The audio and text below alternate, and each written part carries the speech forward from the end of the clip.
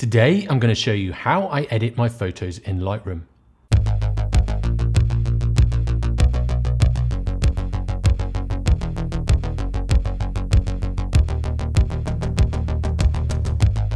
Now, every photograph is different, and you won't have one certain set of settings that'll suit all photographs.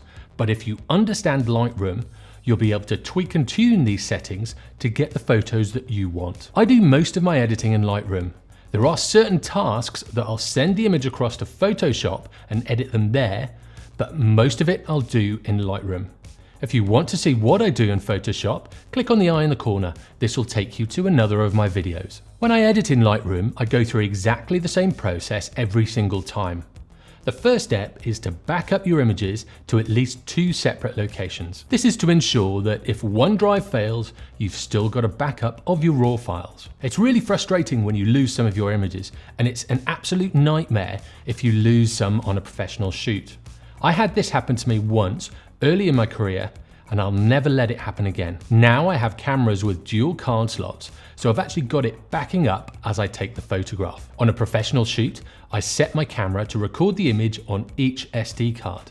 This means that I'm backing up as I go and as I take the photographs. But when you get them back to your computer, make sure you back them up to 2 separate drives. I have a NAS drive, and then I have lots of portable hard drives, and these live in separate rooms in my house. So back up your images, and make sure you have a good filing system. I use the date system and then a small description.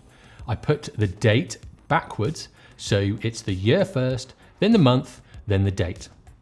This ensures that all of my folders are in chronological order. I do have a video on my Lightroom workflow, and this goes into detail how I back up my images.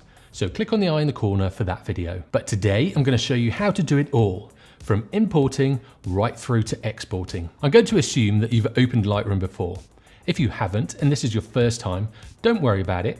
I'll cover all the main bits that I use. And the more that you use it, the more you'll understand where things are, and it'll become more and more intuitive. It's like any type of learning. You just want to use it again and again. Once you get into the habit of editing your photos in Lightroom, you'll become really comfortable with the program. Lightroom is a non-destructive editing program, so your raw file won't be touched. When you export a file, you'll just create a new image, so the raw file will always stay the same. If you already know how to import images into Lightroom, just skip this section by going to this timecode. When you first open Lightroom, this is what you'll be presented with. Up on the top right-hand corner, you have your modules. You have your library, develop, and all the other modules. I tend to use library for cataloging, develop to edit my photos, and if I'm printing with my own printer, I'll use print. I tend to ignore all the others. You can use them and look into them if you want, but today we're not going to look into those too much. You also have a panel on each side and then along the bottom. I'll import some photos and then show you what they are and what they do. To import your photos, you either click on File, Import Photos and Video, or you click on this little import button down the bottom. When you have an SD card plugged into your computer, it'll look at that first. In the import window, you can see I have my source destination on this left-hand side. In the middle, I have my viewer, and on the right-hand side, I have file handling and basically what I'm going to do and where I'm going to put these images. If you've already imported them to a hard drive, select the hard drive and then find the folder that you've put them in. We're not going to do that for now. We're importing from an SD card. With your images, you can uncheck all or check all. You can see you've got this check mark in the corner. If you want to select a certain amount of images to import, click on the first one, hold down Shift and click on the last one. Then uncheck all and then check just the one selected. I'm not doing that for now. I'm going to check all. Now with the file handling, all I'm going to do is put them in a certain folder on my hard drive. You can see here, you've got file handling, file renaming, and you can apply presets when you import them. I don't do this because I shoot with lots of different lenses and lots of different situations, so I tend to do all of my editing once I've got the images into Lightroom. By default, Lightroom organizes by date. I don't like this because you've got the date and there's no description next to it. So I change Organize into one folder. Then I select into subfolder. As you can see, I've got the name there already. What I do is put the year, the month, and the date with a short description. This way, my files will be in chronological order, and with the short description, I can find any files that I'm looking for. So I'm going to put them onto backup 9 and into this subfolder. Before I import, I'm just going to talk about these things at the top. Because I'm bringing them from my SD card to my hard drive, I'm going to copy photos to a new location and add to catalog. If I'd already imported them to my hard drive, say for instance these ones of the Burj Khalifa, it would automatically select Add. This is Add Photos to Catalog without moving them. When Lightroom detects that they're already on a hard drive and not coming from an SD card, it gives you the option of just adding them to the catalog and keeping them at that location. But today, I'm bringing them in from the SD card so you can see it's switched to copy. So I'm copying them from my SD card to backup 9 into this subfolder. So I'll click on Import. If you use the import file to copy them from your SD card to your hard drive, make sure you make a second copy of them before formatting your SD card. This process may take a while. If you just added them to the Lightroom catalog, it shouldn't take too long. As you can see, now all of the images have been imported into Lightroom. It's populated all of the boxes, so you can see lots of different things going on. I'm in my library module. On the left-hand side, you have your navigator, and this kind of shows what images your mouse is over when you go along the film strip along the bottom. So you have your navigator, you have your catalog, folders, collections, and public services. If you want to link it up to social media, you can do that here. I tend not to do that. I just export them and then upload them to Dropbox and then to social media. It shows you the folders that the images are stored at.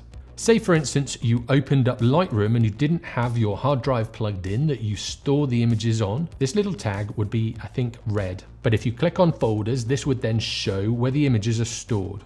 With collections, this is where I make a log and a folder with all the images that I want from each SD card.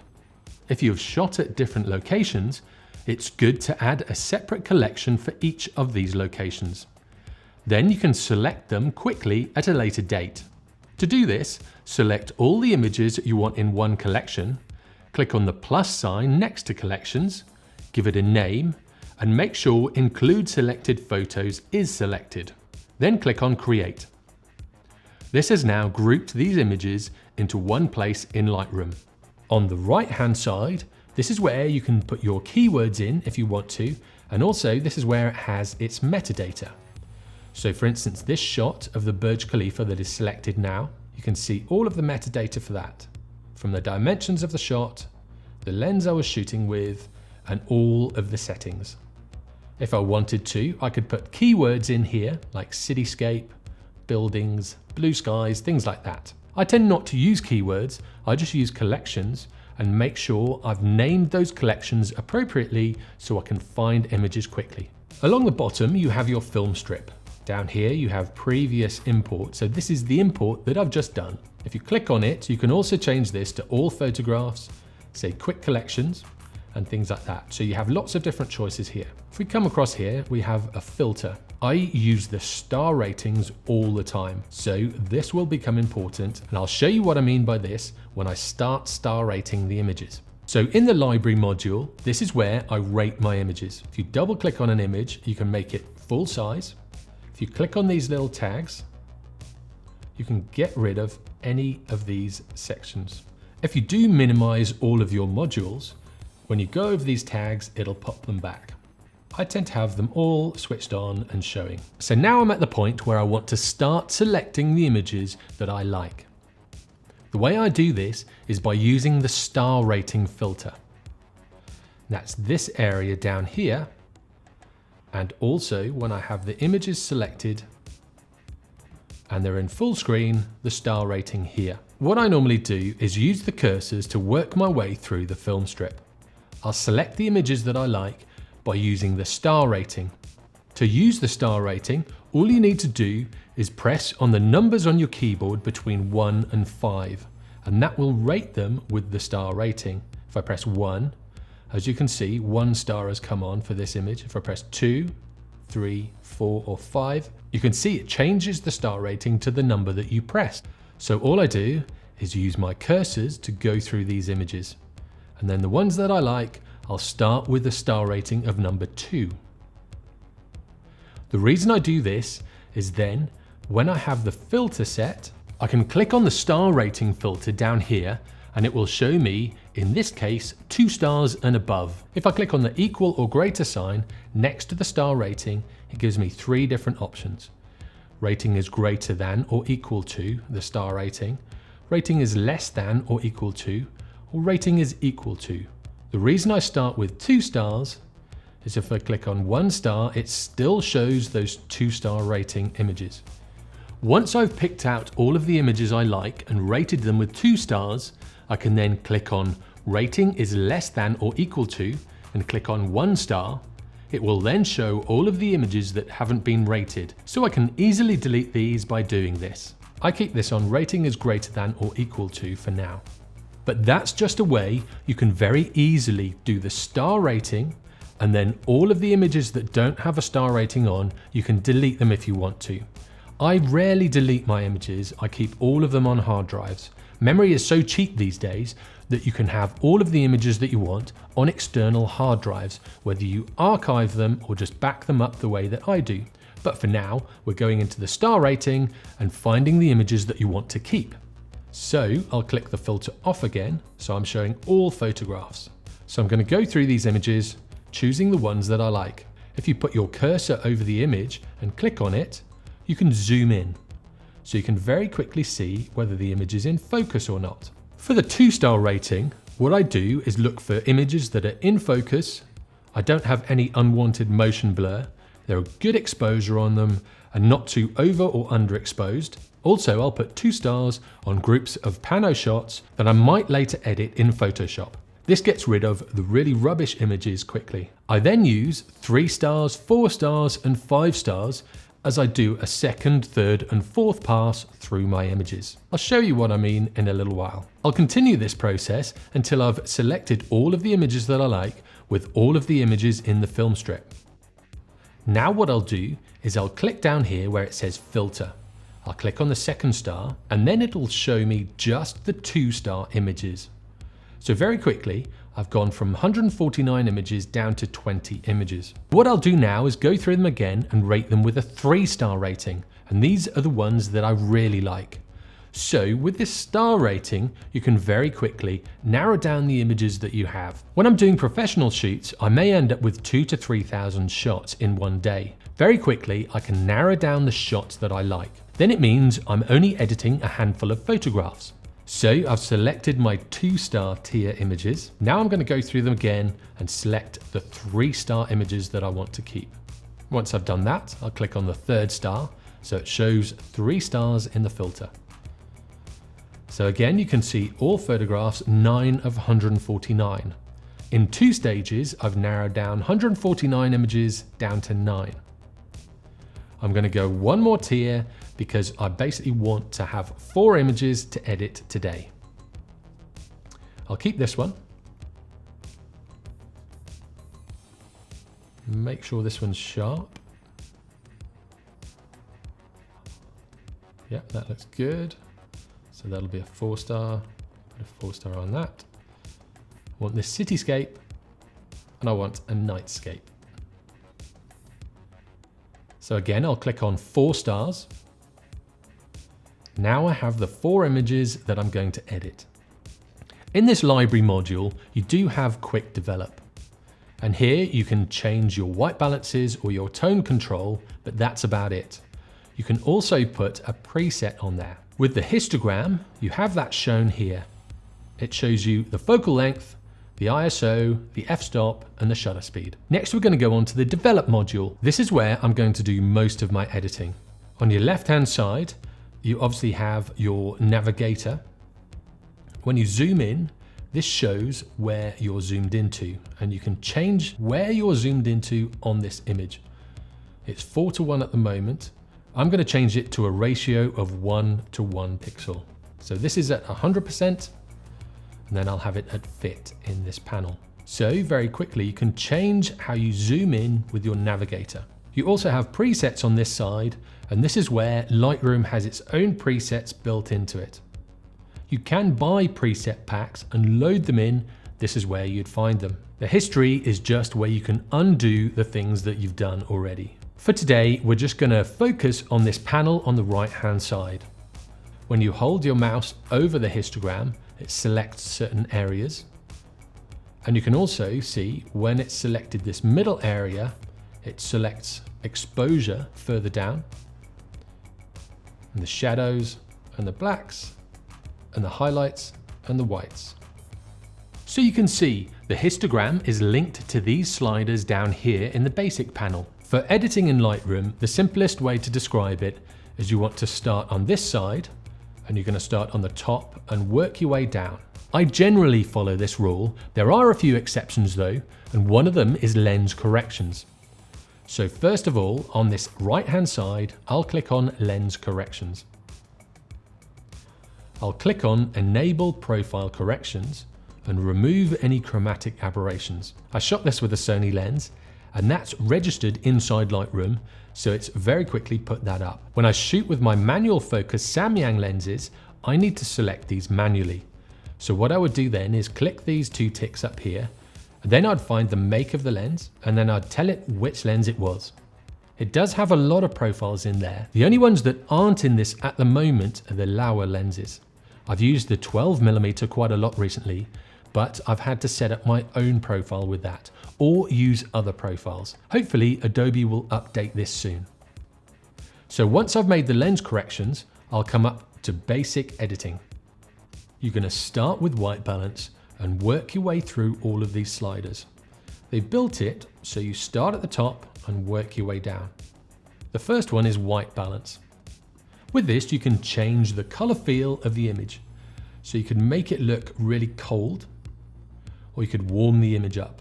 With any of these sliders, if you don't like the changes that you've made, just double click on them and it'll take it back to the original setting, or it'll zero out the setting.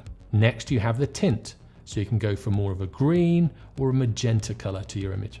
I like the white balance that I had with it. I just want to warm the image up a little bit. Next, we'll work on exposure. This basically is the overall brightness of the image. So if the image is really dark, you can brighten it up with this. And if it's too bright, you can darken it down. The beauty with all of these sliders is you can move them around, and if you don't like the changes you've made, you can just zero it out, or you can change it back to what you started with by double clicking on the name of the slider. It's also just a process of experimentation. So you can chop and change as you work your way down through these sliders. I think I could darken this one off quite a bit, because with this image, I want the Burj Khalifa to stand out. Next, I'll have my contrast. And obviously if I slide it to the right, it'll become more contrasty. If I slide it to the left, it'll become less contrasty. The key with these sliders is to be subtle and just add subtle changes on each of them. If you're not sure what any of the sliders do, just click on them and drag them to one side or the other. And as you can see, as I slide from left to right and back again, I can see what part of the image it's changing. So what I tend to do is work my way through these sliders. Next, I'll work on my highlights. I'll normally bring my highlights down and push my shadows up. So you can see as I push the shadows up, the luminosity in the bridge and the water comes up a little bit. With the whites and the blacks, if you press down Option or Alt and click on these, you can see it'll show you which parts of the image are blown out. Basically, which parts of the image won't have any detail in them. I normally have it so the whites are pure white. So you can see here, these parts of the image are blown out. But it's quite nice because it's got that glint on the building. With the blacks, again, if I hold down Option or Alt and click on them and slide them down, I want it so it's just showing pure blacks down here under the bridge. So you want it so it's just about showing pure blacks and just about showing pure whites. So you've got a whole range from pure white to pure black. Next, we have these sliders down here. You have the clarity slider. The clarity slider gives the image a bit of a punch by sharpening it and making it a bit more crispy. If you push this all the way to the end, you can see it loses quite a lot of color. And that's one of the side products of the clarity slider. If you push it too far, it does suck out the color. But then you can bring it back with vibrance or saturation. Again, the key is being subtle with the changes that you make. You really need to be careful with the clarity slider because it makes the image really unnatural. So with this image, I'll add a little bit of clarity. It just makes the image pop a little bit, but not too much. You just want to add a subtle amount. The next slider is dehaze. And this is when you might have some kind of haze to the atmosphere. This will get rid of that haze. As you can see, as I push it up, it really boosts the saturation of the image. It kind of adds or subtracts the foggy look to the image. I don't really use dehaze that much, so I leave that one alone. Next you have vibrance and saturation. What vibrance does is bring up the muted colors, whereas saturation brings up all of the colors. So if we have a look at this cityscape, if I push up saturation, you can see this area becomes really orange. If we bring up the vibrance, it tends to leave this area alone because it's quite saturated. But in the sky, it's brought up the purple colors in this area. Again, the key is subtlety in these sliders. So I'll come back to this image. I'll add a little bit of vibrance and not too much saturation. Then the key is to move these basic sliders around until you get the image looking how you want. Next in the list is tonal curves. I don't really use these in Lightroom. I use them more in Photoshop when I'm doing some heavy editing, but I find that the basic slider panel works really well. I've gotten used to editing with the basic panel, and tonal curves, I don't really need to make any changes in that. My editing is quite lazy, so I'll go through the basic panel and then I'll work on sharpness, and that's about it. So I leave tonal curves alone. If I want to change certain colors in the image, I'll go onto this HSL panel. So say for instance, I want to change the color of the blue. I'll click on this here, I'll have hue selected, and then I can change that to a more kind of turquoisey color or a deeper blue. And then it might push it to a purple color. I tend to leave that alone. You can also bring up or push down the saturation of a certain color. So you can see I've gotten rid of all of the blue, or I push the blue right up. So I'll probably give it a little bit more saturation, but again, the key is in the subtlety of it. Also, you can change the luminance. So this is changing the brightness of those blues. So if I wanted to make it a really dark sky, I'd click on this tag, click on luminance, click on the sky and bring it down. With the HSL sliders, you can also choose certain colors. So here I'm just playing around with the purple color. There's a little bit too much purple in these clouds. So I'm just going to bring that back up and then knock the saturation of that purple down. In this image, there's lots of blues and purples. So you can see, as I've selected those colors, it's just changing these colors down here. There's not too much yellows in there, so if I move this slider around, it's not changing too much. So again, you just want to work your way through these sliders and see how they affect the image. The more you work with them, the more you'll understand how each panel works. The next panel is split toning. I don't really use this much at all. There may be certain changes that I'll want to make, but I rarely touch this. So now we're working on the sharpness of the image. Lightroom does put some sharpening in your image as standard. Now you just want to tweak and tune this a little bit. Now all I do is boost this up to around about 50 to 60, and then I'll hold down Option or Alt and click on masking, and then this just masks the areas that you want that sharpening to occur on. As you can see, if I have this masking right down to the bottom, the whole of the image will be sharpened. If there's noise in the image, that will be sharpened as well. So this reduces the amount of noise that's sharpened. It'll just sharpen the edges. If you do have any noise in your image, noise reduction will reduce this. We've already done the lens corrections. The second last image is transform. With this transform panel, you can change how the image looks, so you can warp and distort it. Because the Burj Khalifa is so tall, if I try and get these buildings on the side vertical, I'll start cropping off the top of the Burj Khalifa. So I'm going to leave it as it is. It kind of shows the perspective and shows how tall the building is. So I quite like the image as it is. But in here, you would make changes. You can rotate the image. You can change the aspect of the image. And also the scale. So there's lots of different things you can do in this. Like with all of the panels, you just want to experiment with these sliders. The next panel is effects. In this, you can put some post-crop vignetting or some grain in the image. I tend to leave the grain out, and sometimes I'll add just a subtle post-crop vignette. So you can change the size of the vignette, the roundness. So there's lots of things you can change in this. Again, if you're not sure what any of these sliders do along any of these panels, what you can do is grab on them and slide them all the way. So you can see what it does from one side to the other.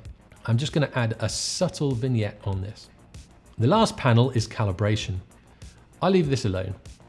As you can see, my editing process is quite basic. I try and keep the images looking as natural as possible and just use the basic sliders to bring the colors up and make the images pop. For more detailed changes and heavier post-processing, I use Photoshop. But for most of the editing, I do it in Lightroom and I do it with the basic panel. And if you learn this program well and learn how your camera works, you'll realize that you don't actually have to make too many changes when editing your photos. It's certain subtleties to make the images pop. So I'm okay with that one. I just want to change this dark area down the bottom. I brought my shadows up quite a bit, so I'm probably going to bring my exposure back up and drop my highlights down. Yeah, I'm quite happy with that image. Now I'm just going to go over these ones along the top. This dotted square is how you would crop your image. I don't like how the burge is just off to one side, so I'm going to centralize it. There we go. So this dotted square crops the image. You can also rotate the image in this as well. But I like that crop. One thing you'll notice is when I clicked on crop, it drops down an extra menu. And that's the same with any of these icons along the top. So the next image is this waterfall. As you can see, the raw image is quite flat. It was a long exposure of 2 seconds. I shot it on 28mm lens at f11 ISO 100. I was obviously using an ND filter as well because it was shot in the middle of the day. Again, I'm going to start from the top and work my way down. But as with the other image, I'm going to make lens corrections first. The reason I make these lens corrections first is because it does change the image quite a bit. So you can see there's quite a vignette on the image and there's a little bit of distortion. When I click on that, it does change it quite a bit. So if you were to make some basic changes, bringing the exposure up, when you do these lens corrections, it can sometimes knock the exposure out and then you have to go back up to basic to make changes again. So this is the reason why I do lens corrections first. So like before, I'm going to start at the top and work my way down through these sliders. Because there's a lot of green in these, I want that green to pop. So I've dropped the green and magenta slider down quite a bit. If you push it too much, the water and everything will start looking green. So just be careful how much you push it. Just going to bring the exposure up a little bit, add a bit more contrast. The whites in the water were quite bright down here, so I brought my highlights down. And then the shadows, I want to see if there's any detail in these areas. So I'll bring the shadows up. Again, I'll hold down Option or Alt, and I'm bringing my highlights up until they're just touching those pure whites. And with the blacks, they're there already. Next, I'm going to add a touch of clarity. And there, very quickly, I like that. It pops quite a bit. There's probably a little bit too much saturation, so I'm going to bring that down a touch. But there we go. I really like that. I'm going to ignore all of these and come straight down to sharpening. I'm going to pump this up to about 55, 56. Hold down Option or Alt and make sure I'm masking out so it's just sharpening the edges. There's no real noise in this image, so I'm not going to change the noise reduction. Don't need to transform it because there's no vertical lines in it. I like how I've composed this image as well. The last thing I'm going to do is put a little bit of a vignette on it. It is still a little bit dark, so I'm going to bring my exposure up a bit. And this is the beauty with the Lightroom. You can make changes, but then you can go back to them and tweak and tune them until you like the image. So you can see, when you get a good image in camera, there's not much editing you have to do. If you've really messed up the shot, you can sometimes pull it back, but then you'll have to really edit that image down. If you get a good shot in camera, it's all about tweaking and tuning the image subtly. So I'm going to go on to this next image of this cityscape. So the exposure's all right. There's a lot of bright areas in that. And what you find with cityscapes is the shadows are quite dark and the bright areas are quite bright. So I've pushed the highlights down and I've brought the shadows up. And I'll probably push the highlights down a little bit more. You can see there's a pattern emerging where I drop my highlights down, bring my shadows up, just tweak and tune the white patches and the black patches, boost the clarity up a little bit.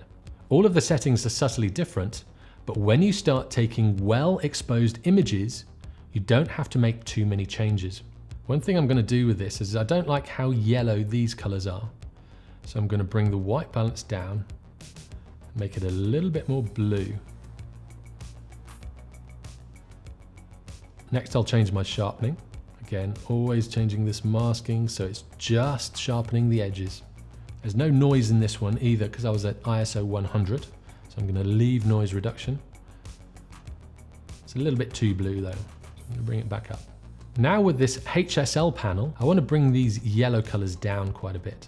So you can see I can change the saturation of those yellows. Don't want it to look too strange though. I'm also going to change the hue of this area as well. So you can change it from red to yellow. If you push it too far, it does look unnatural. So be very careful at how you do this. And that's the third image done. Now we're going to go on to the astro shot that I took. Again, I'm going to start at the top and work my way down. With my star shots, I like to have it at quite a cool color. I'll normally set the camera to tungsten, although I didn't on this one. You can see tungsten does take it really to the blue edge of the scale. So you want to tweak and tune this a little bit so you don't lose all of the colors in the sky. The Milky Way does have some yellows and browns in it, so you want to try and preserve these a little bit. So if I go too far to the right, it goes quite yellow. If I go too far to the left, it goes a little bit blue. So it's working out the balance between that yellow and that blue. There is a little bit of green down here as well. This is where I can use my gradient tool. So what I'm going to do is drop in a gradient here. On the side that you've pulled it from, all down here, it'll be 100% of a change that I make on any of these sliders in this new panel that's dropped down. From this line to the dot, it'll be 100% to 50%, and from the dot to this line, it'll be 50% to 0. And that's why it's called a graduated filter. You can grab hold of these and change how big or small you want this gradient to be. What I'm going to do is get rid of the green in this sand and bring back the yellow colors. So I'll push it to a red a little bit and bring it up to a yellow.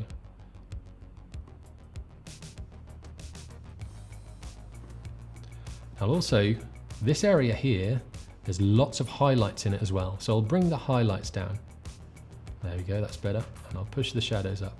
With the graduated filter, the radial filter, and the adjustment brush, it brings down another basic panel. You can see here my basic panel for the whole image, and up here is the basic panel for these filters. I'm working on this graduated filter here, and any changes I make here will just change this area below. If you hold your mouse over this dot, it'll show you in red what parts are going to be affected by these changes. And that's the beauty with these filters. I can select certain parts of the image with the graduated filter, with a radial filter, and with the adjustment brush. The difference is the graduated filter works off a straight line going from 100% to 0. The radial filter will draw a circle on the image. The adjustment brush will allow you to paint on bits of the image. I'm quite happy with the color of that now, so that's good. So I'll go back to my basic panel.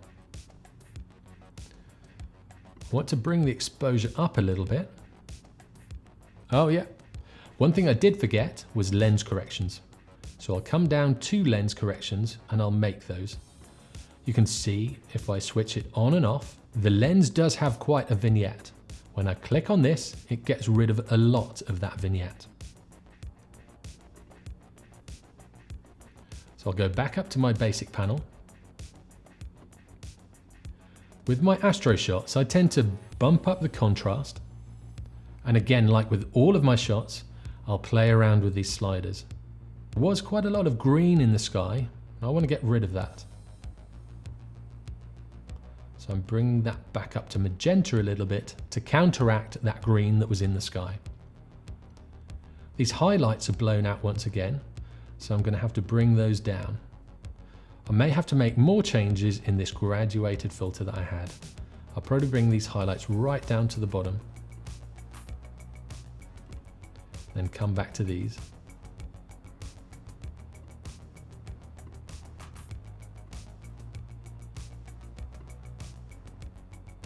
What you'll find is when you're editing your astrophotography shots, if you boost the clarity right up, it does make the sky pop quite a bit. But you can also see that it's brought the colors out of the sky and out the whole image. So again, it's subtle changes to make the image pop. Next, I'm going to use the radial filter.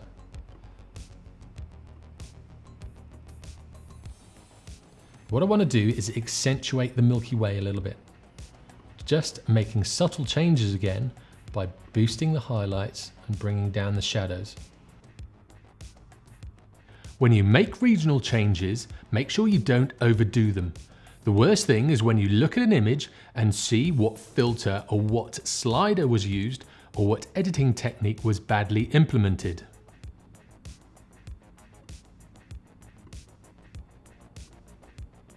Once I've made these basic changes and I'm happy with the image, once again, I'll come down to sharpening. Whenever I sharpen in Lightroom, I'll always make sure I use this masking slider.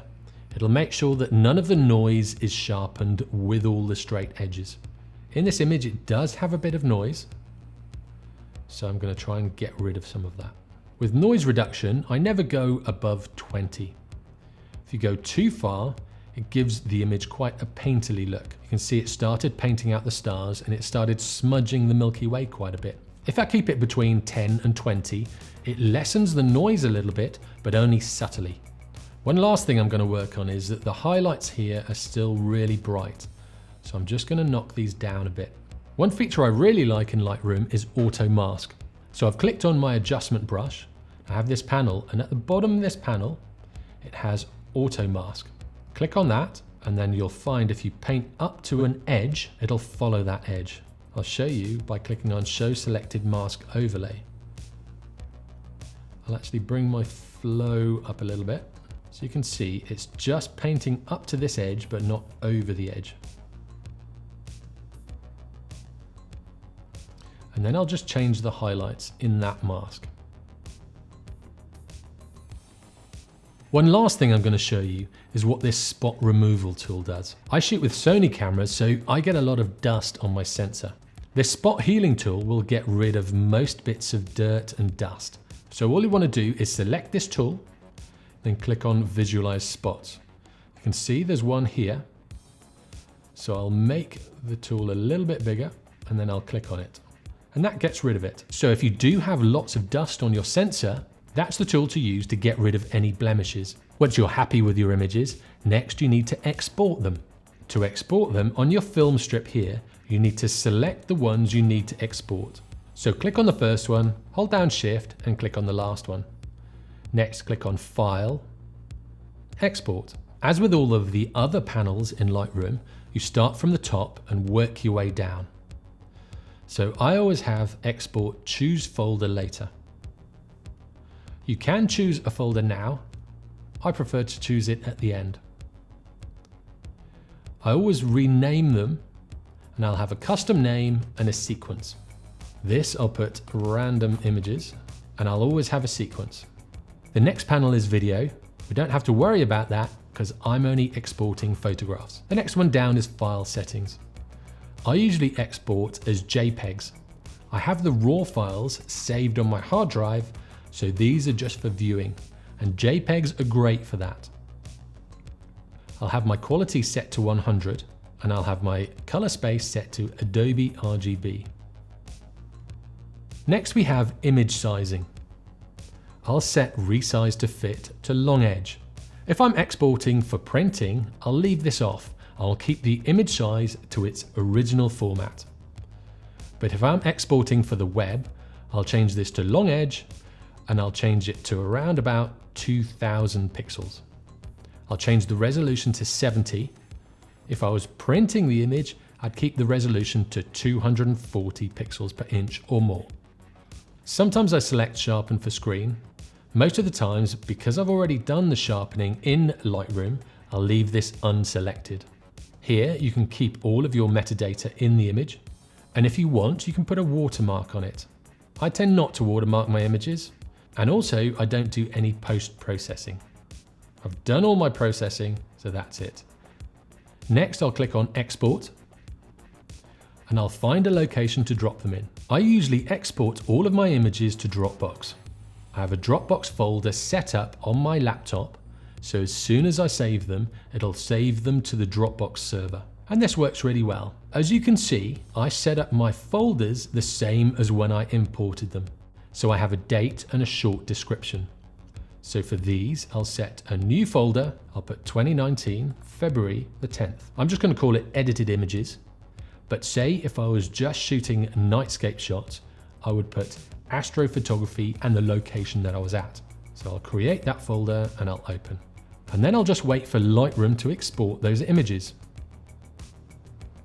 And that's about it. I tend to do very little editing. I'll use Lightroom to bring up the colors and make the images pop a little bit.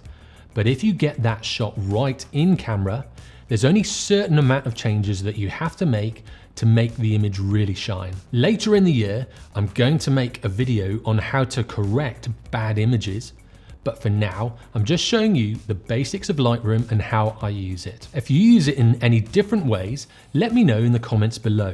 It'll be great to see how you use the program differently to the way that I do. As always, if you like what you see, give me a thumbs up. If you didn't, give me a thumbs down. And for weekly tutorials, hints and tips in photography and videography, subscribe and turn on notifications.